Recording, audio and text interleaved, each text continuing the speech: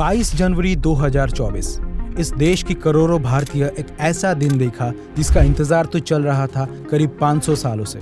सदियों की लड़ाइयों के बाद मर्यादा पुरुषोत्तम प्रभु श्री राम जी पधारे अपने जन्मभूमि अयोध्या में। तकरीबन 1800 करोड़ रुपए में बनाया गया यह भव्य मंदिर क्या सच में गरीबी, भ्रष्टाचार और बेरोजगारी से जूझते इस देश के लिए एक नया राम राज्य की शुरुआत ला पाएगा? हालांकि ये सवाल दिखता आसान है, पर इसका जवाब ढूंढना उतना ही मुश्किल और हद से ज्यादा जरूरी। बात सिर्फ मंदिर की है नहीं, बात है राइट इंटेंशंस की, माइंडसेट की, भारत की। नमस्कार दोस्तों, मैं हूं रजत आपके साथ और आज के इस एपिसोड में हम डिटेल में समझने की कोशिश करेंगे अयोध्या राम मंदिर से जुड़े हर एक पहलू को बिना किसी पॉलिटिकल बायसनेस के साथ, ताकि हम सबको इस केस की एक कंप्लीट अंडरस्टैंडिंग मिले। So without any further edu, let's find out the truth. साल 1528 मुगल इन्वेडर बाबर के आर्मी जनरल मीर बाकी ने तहस नहस करके रख दिया one of the finest cultural and spiritual hub of that time Ayodhya नगरी को। बाबर के हुक्म पर भव्य राम मंदिर को तोड़ के बनाया गया एक आलीशान मस्जिद जिसको नाम मिला बाबरी मस्जिद। इस इंसिडेंट का सबूत हमें कई सारे हिस्टोरिकल टेक्स्ट में देखने को मिलते हैं, जैसे कि बाबर की खुद की autobiography Baburnama, British government records और कई सारे यूरोपियन ट्रैवलर्स की डिस्क्रिप्शंस में। इसके अलावा भी बाबरी मस्जिद साइट से मिली कई सारे Hindu religious idols, sculpted pillars, Vishnu Hari inscription इत्यादि भी इस बात की गवाही देती है कि राम मंदिर को तोड़ के ही बनाया गया था बाबरी मस्जिद। ये मस्जिद कहीं और भी बन सकता था, तब शायद इसको लेके इतना बड़ा इशू भी नहीं बनता, लेकिन पवित्र राम जन्मभूमि में ही रामलला की मंदिर तोड़ के मस्जिद बनाना और उसे मस्जिदी जन्म स्थान का नाम देना, ये दर्शाता है कि ये अटैक सिर्फ मंदिर पे नहीं था, ये अटैक था लोगों की आस्था, उनकी भक्ति के ऊपर। इंटेंशंस वही बाकी इन्वेडर्स की तरह ही लोगों में अपनी रिलीजन को फोर्सफुली इम्पोज कर देना। बाबर लिखते हैं, for Islam sake I wandered in the wilds, prepared for war with pagans and Hindus, resolved myself to meet the martyr's death. Thanks are to God, a Ghazi I became.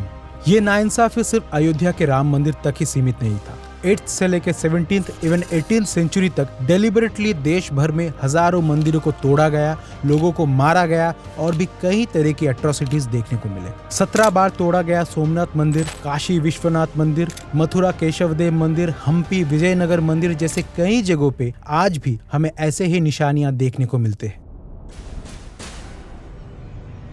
आज ये हमारी खुशकिस्मती है कि हमारा कॉन्स्टिट्यूशन हमें right to religion की protection देता है, लेकिन इस तरह की कोई प्रोटेक्शन तब ना सोचा और ना ही पाया जा सकता था। जुल्म हुआ, प्राणों की आहुति दी गई, फिर भी रामलला के भक्तों ने सालों तक कोशिश जारी रखी उनकी निशानी मिटने ना देने की। हालांकि कुछ हिस्टोरियंस का मानना है कि मुगल सम्राट अकबर ने अपने रूलिंग पीरियड में यही जन्म स्थल में बाबरी मस्जिद से करीब 60 फीट दूर भक्तों के पूजा पाठ के लिए एक रेज्ड प्लेटफॉर्म बनाने की परमिशन दी थी, जो बाद में जाके इस केस का एक बहुत इंपॉर्टेंट टर्निंग पॉइंट बना। राम चबूतरा। साल 1885 में पहला लीगल फाइट शुरू किया महंत रघुवीर दास ने। अनफॉर्चुनेटली ये मानते हुए भी कि मंदिर तोड़ के ही मस्जिद बनाया गया, मल्टीपल टाइम्स इस केस को कोर्ट में डिसमिस कर दिया गया, ये कह के too late now to remedy the grievance. 1949 में इंडिपेंडेंस के बाद एक बड़ा इंसिडेंट हुआ जब कुछ लोग मस्जिद के अंदर घुस के भगवान राम की मूर्ति प्लेस कर दी और हजारों हिंदू भक्त मस्जिद में जाके राम जी की पूजा करने के लिए जमा हो गए। ये मामला देखते देखते इतना बड़ा हो गया कि भारत सरकार को इस कंपाउंड पे पूरी तरह से बैन लगाना पड़ा। किसी को भी पूजा या इबादत का परमिशन नहीं दी गई और इसके बाद शुरू हुआ कोर्ट केसेस का सिलसिला। मेनली 3 ग्रुप्स के बीच में ये लड़ाई चली इस डिस्प्यूटेड जगह की कंप्लीट ओनरशिप को लेके, जो थे रामलला विराजमान, निर्मोही अखाड़ा और Sunni Waqf board. This was indeed a tough time for India. 6 दिसंबर 1992 को विश्व हिंदू परिषद के एक बहुत बड़ी रैली के दौरान कम्युनल वायलेंस छिड़ गया।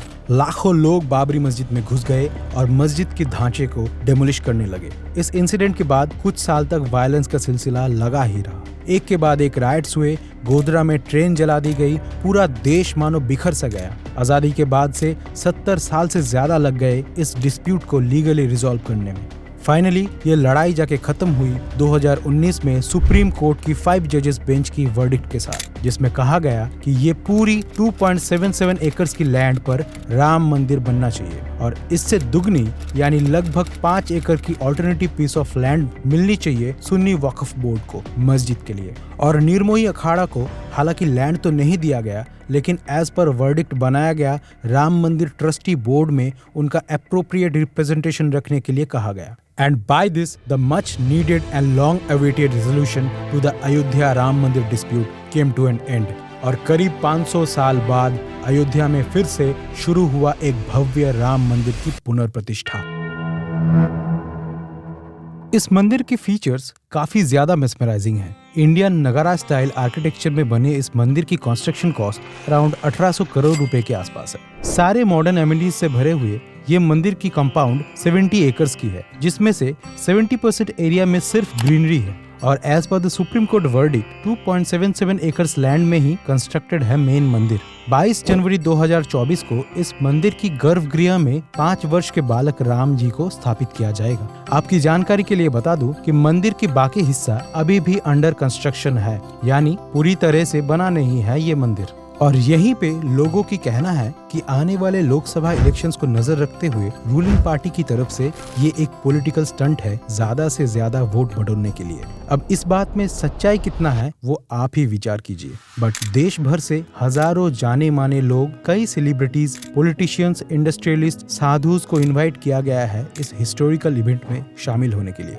ये बात तो अनडाउटेड है कि राम मंदिर से अयोध्या में एक मैसिव इकोनॉमिक बूम आने वाला है। बनकर तैयार होने के बाद ये पूरी दुनिया की तीसरी सबसे बड़ी मंदिर होगा। हर दिन around 3 to 5 lakh visitors expected हैं यहाँ पे, जिन्हें एकोमोडेट करने के लिए चाहिए होगा best communications, hotels, airports, highways and what not. और इस वक्त अयोध्या की ट्रांसफॉर्मेशन की डिटेल्स सुन के आप हैरान रह जाएंगे। 240 करोड़ रुपए खर्च करके रिनोवेट किया गया अयोध्या धाम रेलवे स्टेशन, 2 नए अमृत भारत और 6 नए वंदे भारत एक्सप्रेस, रामनगरी को दुनिया से कनेक्ट करने वाला महर्षि वाल्मीकि इंटरनेशनल एयरपोर्ट जो हर साल करीब 10 लाख पैसेंजर्स को कैटर कर सकता है, Ayodhya Jagdishpur NH 330 highway, Ayodhya Akbarpur Baskhari 4 lane highway, 70 kilometre long ring road, Ram Path, Lakshman पथ, धर्म पथ, भक्ति पथ, श्रद्धा पथ, भ्रमण पथ जैसे इंटरनली कनेक्टेड रोड्स, हजारों hotels, tent cities, water metros में लाखों करोड़ों रुपए खर्च किया जा रहा है। कुछ ही सालों में अयोध्या का नाम वर्ल्ड की बेस्ट सिटीज के लिस्ट में देखने को मिलेगा। साथ साथ गवर्नमेंट का विजन है अयोध्या को एक ग्लोबल स्पिरिचुअल कैपिटल जैसे बनाने का, ताकि इंडिया की कल्चर और ट्रेडिशंस को ब्यूटीफुली दुनिया के सामने प्रेजेंट किया जा सके। ये सारे डेवलपमेंट्स सिर्फ अयोध्या को नहीं, पूरे उत्तर प्रदेश की इकोनॉमी को एक मैसिव बूस्ट देगा।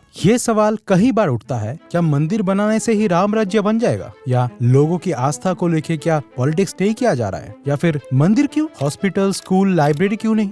देखिए, ये बात सच है कि गरीबी, बेरोजगारी, भ्रष्टाचार, भुखमरी, वुमेन सेफ्टी इश्यूज जैसे सैकड़ों प्रॉब्लम्स हमारे देश के आसमानों में आज भी काले बादल बन के मंडराते देखा जाता है।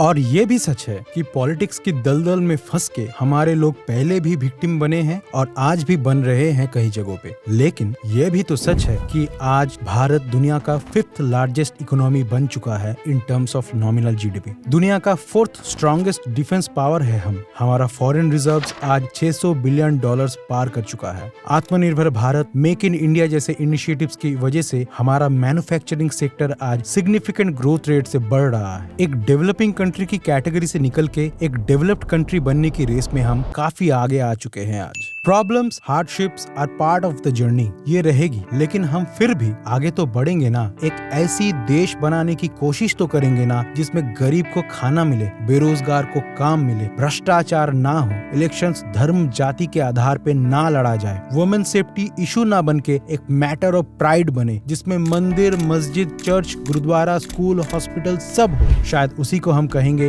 राम राज्य। कितना दूर है वो दिन, क्या ख्याल है आपका, बताइएगा कमेंट्स में। और तब तक के लिए जय हिंद, वंदे मातरम।